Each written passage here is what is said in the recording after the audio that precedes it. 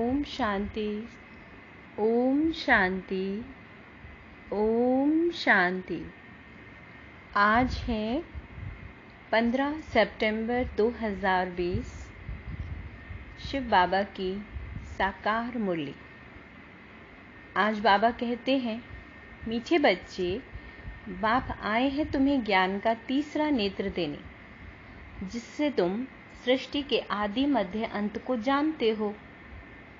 प्रश्न: शेरनियां शक्तियां ही कौन सी बात हिम्मत के साथ समझा सकती हैं?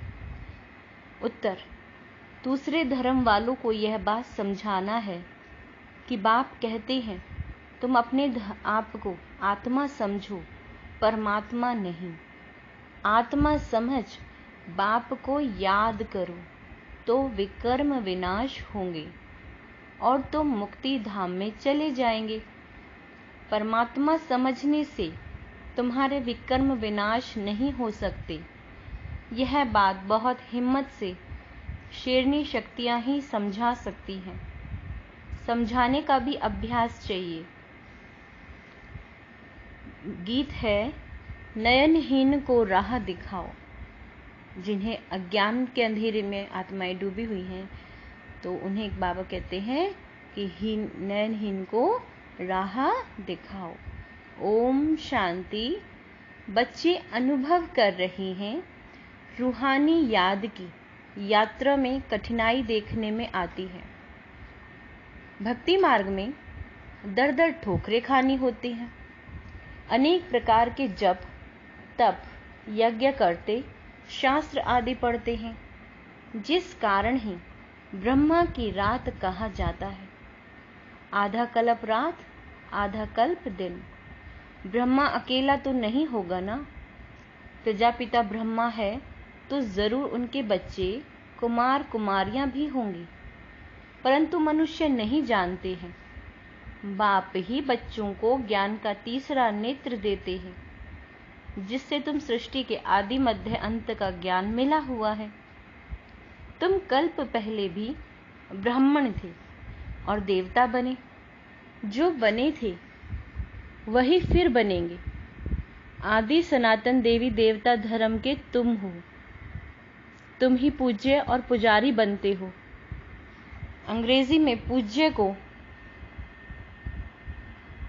वर्शिप वर्दी और पुजारी को वर्शिपर कहा जाता है।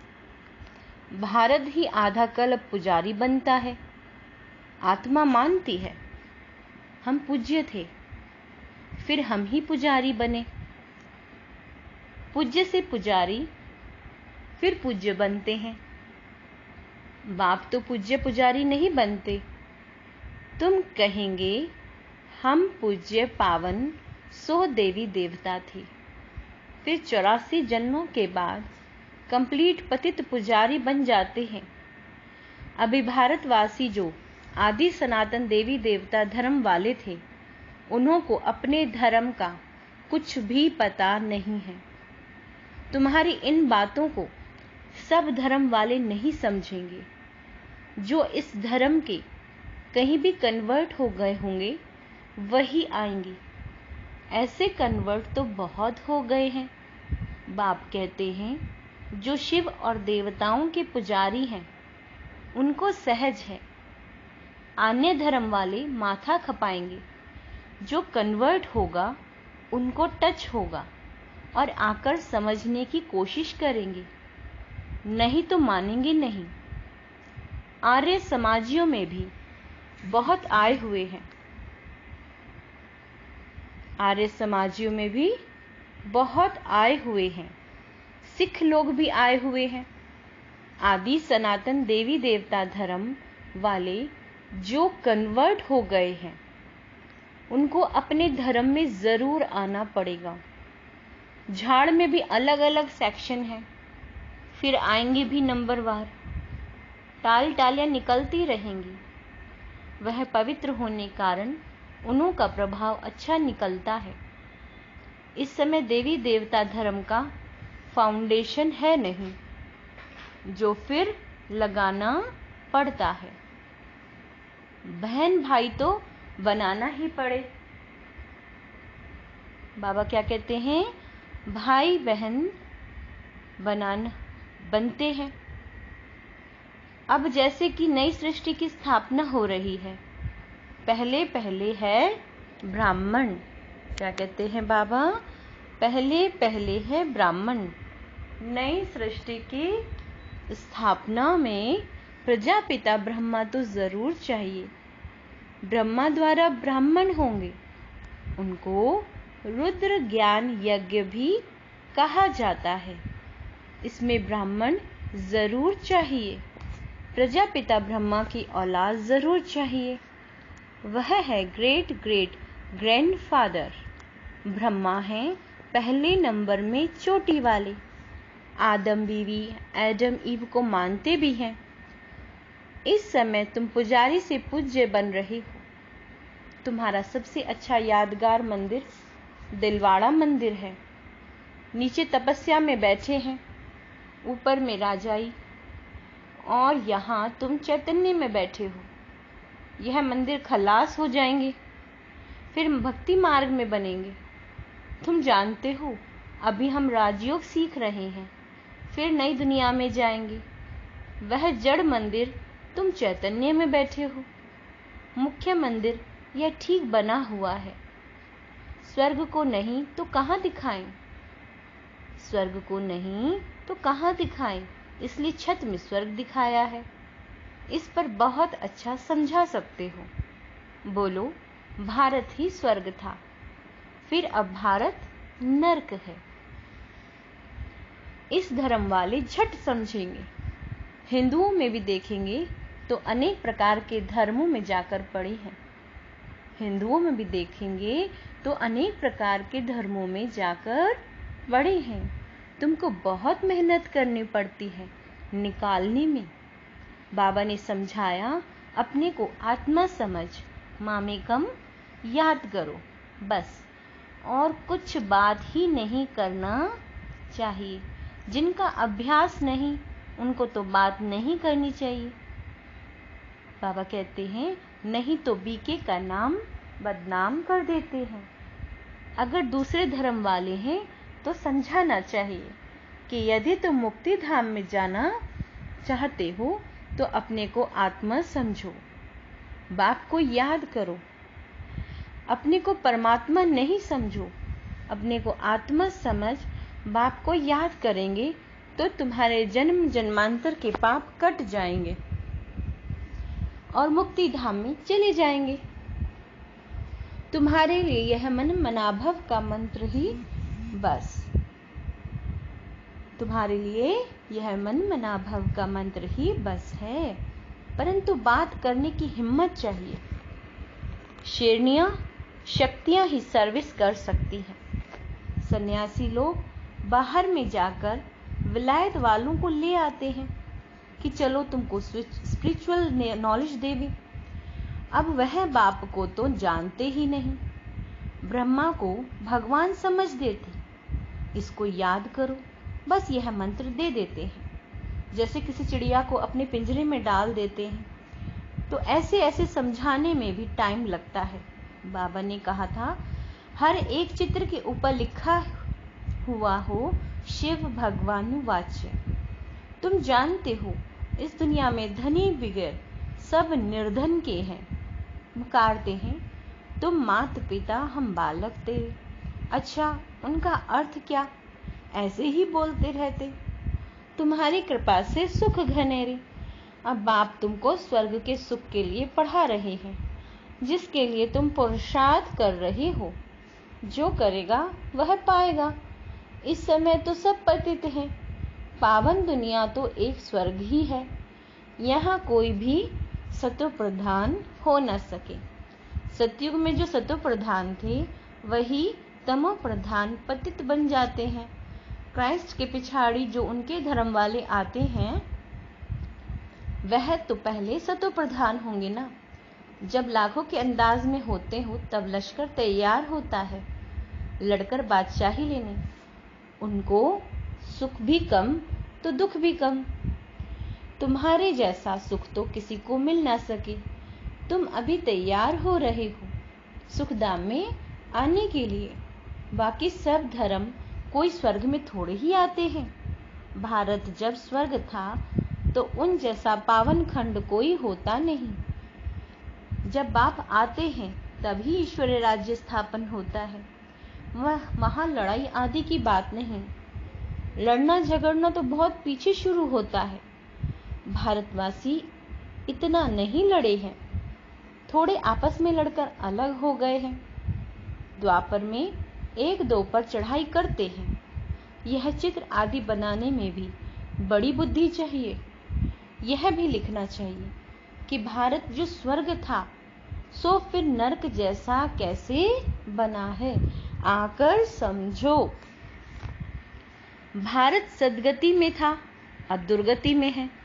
अब सदगति को पाने के लिए बाप ही नॉलेज देते हैं। मनुष्य में यह रूहानी नॉलेज होती नहीं, यह होती है परम पिता परमात्मा में। बाप यह नॉलेज देते हैं आत्माओं को, बाकी तो सब मनुष्य को ही देते हैं। शास्त्र भी मनुष्यों ने लिखे हैं, मनुष्यों ने पढ़े हैं। यहाँ तो तुम्हें रूहानी बाप पढ़ाते हैं और रूह पढ़ती है। पढ़ने वाली तो आत्मा है ना, वह लिखने और पढ़ने वाले मनुष्य ही हैं। परमात्मा को तो शास्त्र आदि पढ़ने की दरकार नहीं। बाप कहते हैं इन शास्त्रों आदि से किसी की भी सद्गति हो नहीं सकती। मुझे ही आकर सबको वापस ले जाना है। अभी तो दुनिया में करोड़ों मनुष्य हैं। सतयुग में जब इन लक्ष्मी नारायण का राज्य था तो वहां 9 लाख होते हैं। बहुत छोटा झाड़ होता है। फिर विचार करो इतनी सब आत्माएं कहाँ गई? ब्रह्मा में वह पानी में तो लीन हो गई। वह सब मुक्ति धाम में रहती हैं। हर एक आत्मा अविनाशी है, उसमें अविनाशी पार्ट नुंधा हुआ है जो कभी मिट नहीं सकता। आत्मा विनाश हो न सके। आत्मा तो बिंदी है, बाकी निवारण आदि में कोई भी जाता नहीं। सबको पार्ट बजाना ही है। जब सब आत्माएं आ जाती हैं तब मैं आकर सबको ले जाता हूं। पिछाड़ी में है सभी, पिछाड़ी में है ही बाप का पार्ट। सबसे लास्ट में किसका पार्ट है? शिव बाबा का। नई दुनिया की स्थापना, पुरानी दुनिया का विनाश, यह भी ड्रामा में नूंद है। तुम आर्य समाजियों के झुंड को समझाएंगे तो उसमें जो कोई इस देवता धर्म का होगा उसको टच होगा। बरोबर यह बात तो ठीक है, परमात्मा सर्वव्यापी कैसे हो सकता है? भगवान तो बाप है, उनसे वर्षा मिलता है। कोई आर्य समाजी भी तुम्हारे पास आते हैं ना, उनको ही सैंपलिंग कहा जाता है। तुम समझते हो, फिर तुम्हारे कुल का जो होगा वह आ जाएगा। भगवान बाप भी है, पावन होने की युक्ति बताते हैं। भगवानुवाच्य मामेकम याद करो, मैं पतित पावन हूँ। मुझे याद करने से तुम्हारे विकर्म विनाश होंगे और मुक्ति धाम में आ जाएंगे। यह पैगाम सब धर्म वालों के लिए है। बोलो बाप कहते हैं देह के सब धर्म छोड़ मुझे याद करो तो तुम तमो प्रधान से सतो प्रधान बन जाएंगे।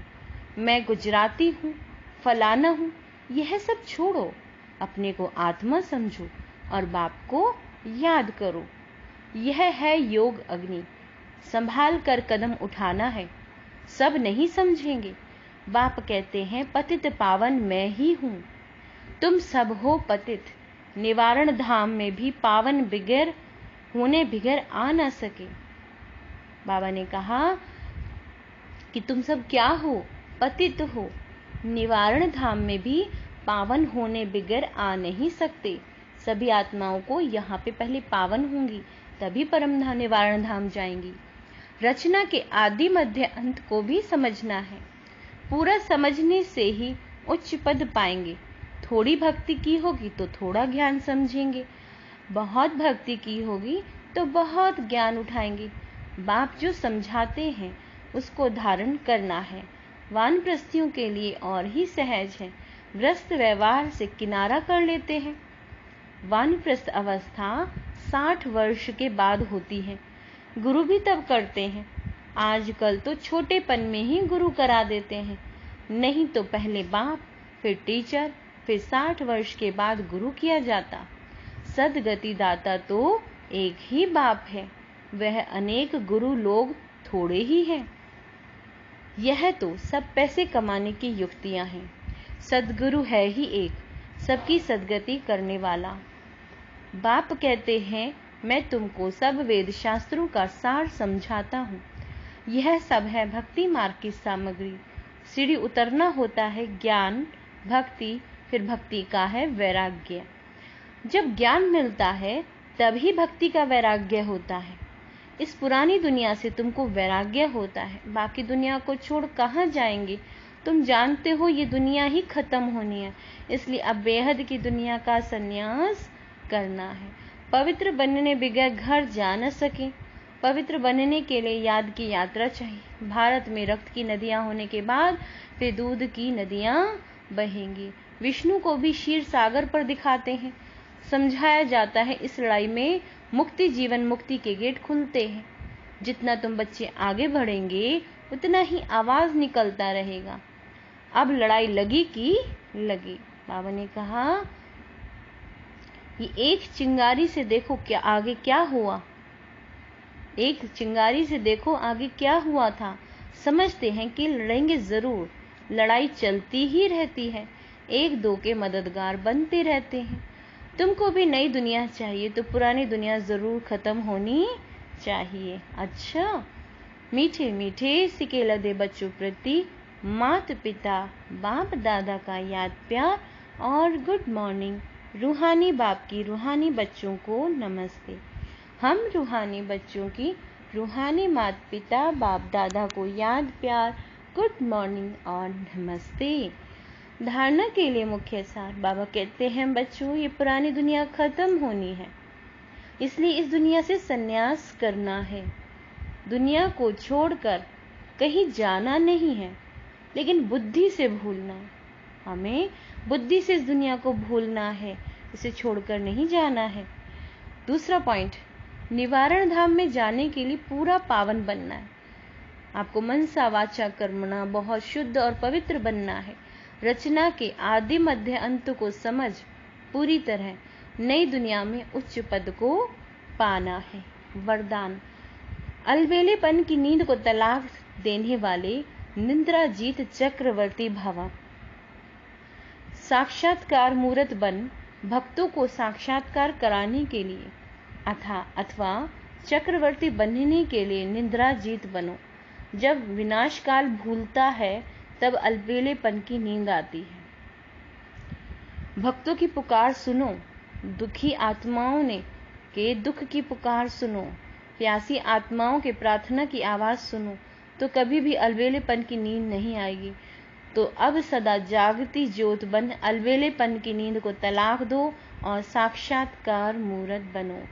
अर्थात बाबा कहते हैं, बच्चे जो दुखी आत्माएं हैं, जब आप उनकी पुकार सुनेंगे, भक्तों की पुकार सुनेंगे, तो ये जो आलस्य या अलबेलापन आप में हो गया है तो आप उसे तलाक दे दोगे, ठीक है, और साक्षात्कार मूर्त बनो। स्लोगन है, तन मन धन, तन मन धन, मन वाणी कर्म। किसी भी प्रकार से बाबा के कर्तव्य में सहयोगी बनो तो सहज योगी बन जाएंगे। अच्छा, ओम शांति। आप सभी से अनुरोध है कि कमेंट बॉक्स में जाकर शिव बाबा को अपना लेटर जरूर लिखें, क्योंकि बाबा को रोज लेटर लिखना चाहिए। और बाबा की मुरली अच्छी लगी तो लाइक का बटन जरूर दबाएं। और अगर आप सब्सक्राइब भी करेंगे तो ये जो मुरली की सेवा है ये आपको स्वतः ही मिलती रहेगी। अच्छा, ओम शांति।